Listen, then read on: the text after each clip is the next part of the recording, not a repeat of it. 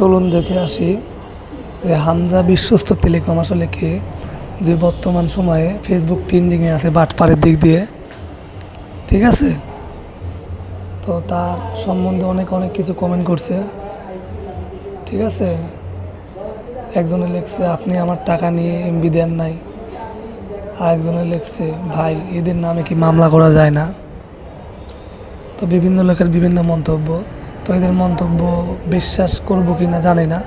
তো যাই হোক, আমিও এখান থেকে একটা অফার নিব, দেখি আসলে এরা বাটপার কিনা। তো এদের ফলোয়ার সংখ্যা কিন্তু অনেক, প্রায় 1,24,000 ফলোয়ার এবং 1,29,000 লাইক, অনেক বড় একটা পেজ। তো মনে হয় না এরা বাটপার। তো দেখি আসলে বাকি সবার কথার সঙ্গে এদের মিল আছে কিনা। তো আমি এখান থেকে একটা অফার সিলেক্ট করলাম।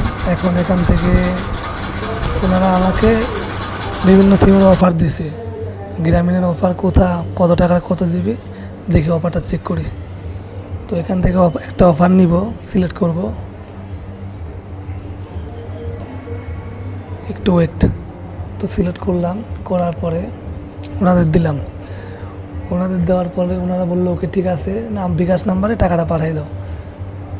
পরে আমার ফোন নাম্বারটা চাইলো, যে নাম্বারে অফার পাঠাবে। আমার নাম্বারটা দেওয়ার পরে উনি আমার কাছ থেকে যে টাকা চাইলো, এই টাকাটা আমি তাদের বিকাশে পাঠিয়ে দিয়ে তাদের স্ক্রিনশট দিলাম। দেওয়ার পরে সে শেষমেশ আমার টাকাও মেরে দিল।